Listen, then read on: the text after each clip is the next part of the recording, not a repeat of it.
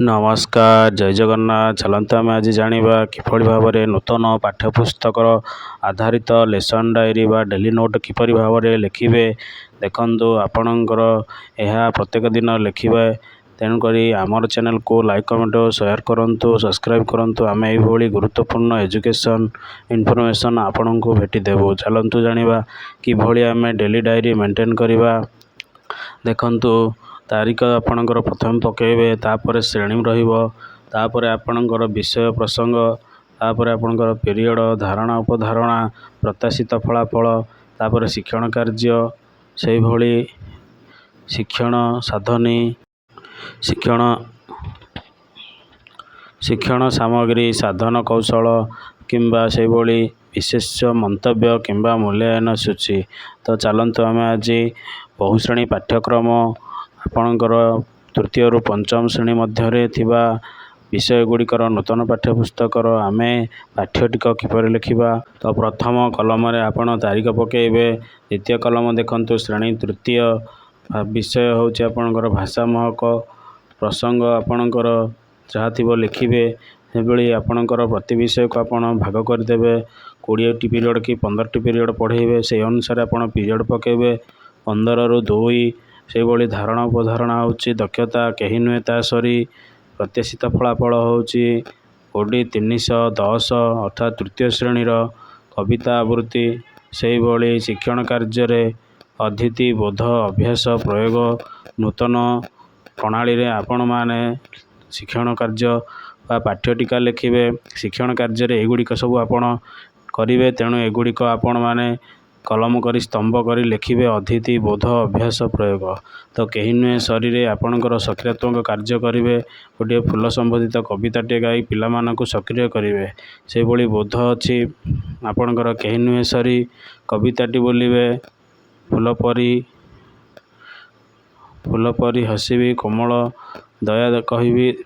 एभली आपणकर जो कविताटी रही ताकू आपण माने फूल परी कोमल करेंगे, सबुदिन हसबे बुझेबे। तेणु बोध होची आपणकर कवितार देइथिबा धारावाहिकता को आपण माने गान करेंगे और ता सहित बुझेबे। से भली अभ्यास होची बारंबार कविताटी की मध्य आवृत्ति करेंगे एवं अभ्यास कार्य आपण माने शब्दार्थ लिखिपारे, सुर अर्थ कण विपद अर्थ कण से भली प्रयोग में आपण माने यही पदरे थिबा किछि कठिन शब्दर वाक्य गठन करेंगे, जमी कोमल स्वर पहाड़। से भली शिक्षण सामग्री रे आपण भाषा महक पाठ्यपुस्तक नेले साधन कौशली आपण कौन व्यवहार कले, किछि चित्र मध्य फर्द मध्य व्यवहार कले। से भली विशेष मंतव्य किंबा आपण प्रसार मूल्यांकन रे आपण माने मूल्यांकन करिपारिबे। आपणकर कहा सहित तुमे कोमल हेबो, कहा भली तुमे सब हसीब, एमती प्रश्न पचारे एवं प्रसार रे आपण माने घरे जाई कविताटी को लिखि आनिब एवं देखाइब बोली पिलांको प्रसार रे कहि परिबे। जेहेतु बहुश्रेणी पाठ्यटिका तेणुक तृतीय श्रेणीर किछि पाठ पढ़ाई एवं कार्य दे दत्त कार्य आपण माने चतुर्थ श्रेणी की पाठ पढ़ाइबे। तेणु चतुर्थ श्रेणीर भाषा महक 2 आपण माने तार से अनुसार पीरियड बंटन करेंगे।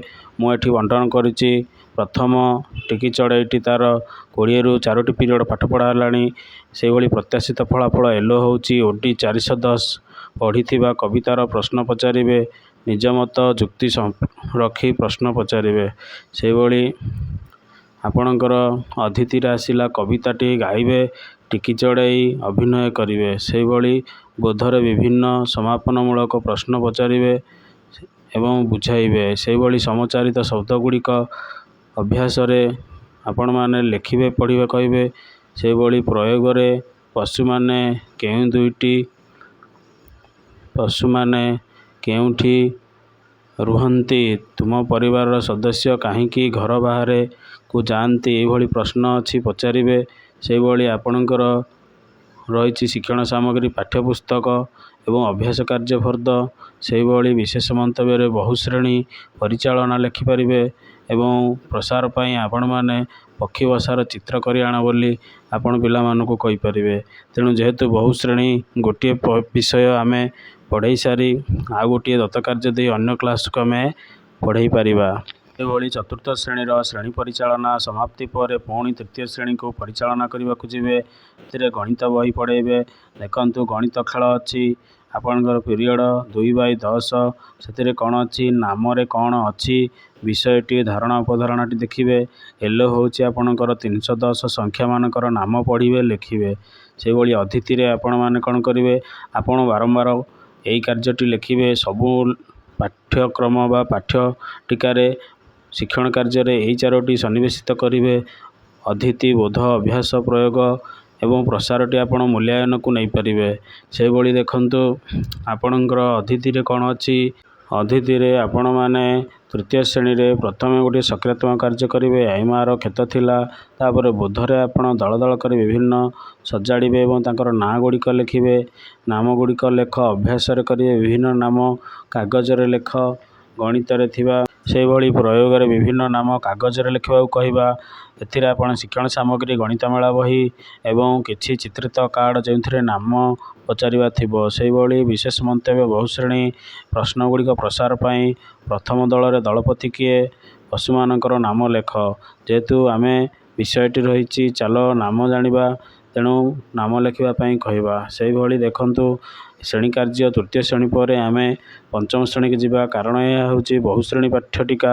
ତ ମନେ ରଖନ୍ତୁ ନୂତନ ପାଠ୍ୟପୁସ୍ତକର ଅନୁସାରେ ନୂତନ ପଦ୍ଧତି ଅନୁସାରେ ଆପଣଙ୍କର ଅତିଥି ବୋଧ ଅଭ୍ୟାସ ପ୍ରୟୋଗ ପ୍ରସାର ଗୁଡ଼ିକ ସ୍ଥାନିତ କରିବେ।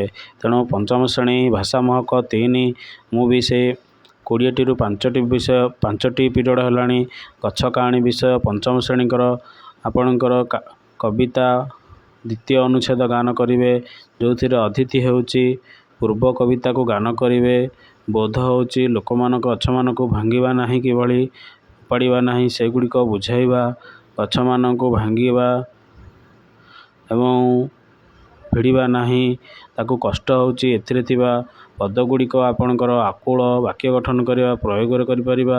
ସେହିଭଳି ଶିକ୍ଷଣ ସାମଗ୍ରୀ ହେଉଛି ପାଠ୍ୟପୁସ୍ତକ ଗଛ ଚିତ୍ର। ସେହିଭଳି ବିଶେଷ ମନ୍ତବ୍ୟ ହେଉଛି ବହୁଶ୍ରେଣୀ। ତାପରେ ମୂଲ୍ୟାୟନ କିମ୍ବା ପ୍ରସାରରେ ଆପଣ ଲେଖିବେ ଗଛ କ'ଣ ଖାଇବାକୁ କହିଛି ବୁଝିପାରିଲେ। ତ ଏଇଥିରେ ଆପଣଙ୍କର ପାଠ୍ୟପୁସ୍ତକରେ ଗଛ କାହାଣୀରେ ଗଛ କ'ଣ କହିଛି ଖାଇବା ପାଇଁ ନା ଉତ୍ତର ହେଉଛି ଫଳ ଖାଇବା ପାଇଁ କହିଛି। ଯେହେତୁ ବହୁଶ୍ରେଣୀ ପରିଚାଳନା ତେଣୁ ଆପଣମାନେ ଭାଷା ପରେ ଗଣିତ ମଧ୍ୟ କରିପାରିବେ। ତେଣୁ ଗଣିତ ମଧ୍ୟ ଦେଖନ୍ତୁ 20ରୁ 2ଟି ପିରିୟଡ଼ ଆମ ଚାରିପାଖେ ଆକୃତି ଏଗୁଡ଼ିକ ଚତୁର୍ଥ ଶ୍ରେଣୀର ଅଛି। ତେଣୁ ଏହାର ଏଲୋ ହେଉଛି M407 ଚାରିପାଖରେ ଥିବା ଜିନିଷକୁ ବୁଝିବେ। ସେହିଭଳି ତା'ର ଆପଣଙ୍କର ଅତିଥିରେ ସମଘନ ଆୟତଘନ ଗୋଲକ ଗୁଡ଼ିକ କ'ଣ ପ୍ରଥମେ ତାଙ୍କମାନଙ୍କୁ ଧାରଣା ଦେବେ ଏବଂ ଜିକେ କିଟ୍ରୁ ଦେଖାଇବେ। ସେହିଭଳି ବୋଧରେ ଜିକେ କିଟ୍ରୁ ଏଇଗୁଡ଼ିକ ଦେଖାଇ ଦୈର୍ଘ୍ୟ ପ୍ରସ୍ଥ ଉଚ୍ଚତା ଥିଲେ ତାକୁ ଘନ କହନ୍ତି ଏବଂ ପୃଷ୍ଠତଳ ତଳ ମଧ୍ୟ ସବୁ ବୋଧଗମ୍ୟ କରାଇବା। ସେହିଭଳି ଅଭ୍ୟାସରେ ବାରମ୍ବାର ସବୁ ତଳ ଗୁଡ଼ିକ ଦେଖାଇବା ଏବଂ ପିଲାଙ୍କୁ ହାତରେ ଧରି ସେମାନେ ନିଶ୍ଚିନ୍ତ ଭାବରେ ଯେମିତି କେଉଁଟା ତଳ କେଉଁଟା ଧାର ଶୀର୍ଷ ସେମାନେ ନିରୂପଣ କରିବେ। ସେହିଭଳି ପ୍ରୟୋଗରେ ଦେଖନ୍ତୁ ଜିକେ କିଟ୍ ନେବେ ସେଥିରେ ଆୟତଘନ ସମଘନ ଗୋଲ ଦେଖି ଗଣିବେ ଓ ଲେଖିବେ ବୁଝିପାରିଲେ। ଚତୁର୍ଥ ଶ୍ରେଣୀର ଗଣିତର ଆପଣଙ୍କର ପାଠ୍ୟଟିକାରେ ଆମ ଚାରିପାଖ ଆକୃତି ରହିଛି ଯେଉଁଥିରେ ଆପଣ ଜିକେ କିଟ୍ର ସାମଗ୍ରୀ ଗୁଡ଼ିକ ନେଇପାରିବେ।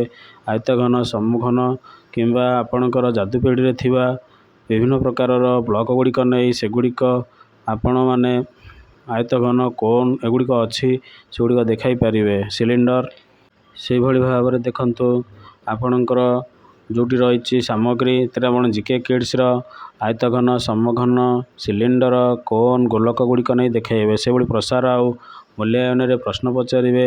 ଆୟତ ଘନରେ କେତୋଟି ଶୀର୍ଷ ଅଛି କେତୋଟି ଧାର କେତୋଟି ତଳ ଅଛି ସେଗୁଡ଼ିକ ଗଣି ତୁମେ ନିଜେ ସ୍ପର୍ଶ କରି ଲେଖ। ଏହିଭଳି ଭାବରେ ଆପଣମାନେ ପାଠ୍ୟଟିକା କରିପାରିବେ ଯାହାକି ନୂତନ ପାଠ୍ୟପୁସ୍ତକ ଆଧାରିତ ନୂତନ ପ୍ରଣାଳୀ ଆଧାରିତ। ତେଣୁ ଏହିଭଳି ଇନଫର୍ମେସନ୍ ପାଇଁ ଆମ ଚ୍ୟାନେଲକୁ ଲାଇକ୍ କମେଣ୍ଟ ଓ ସେୟାର କରନ୍ତୁ। ଜୟ ଜଗନ୍ନାଥ।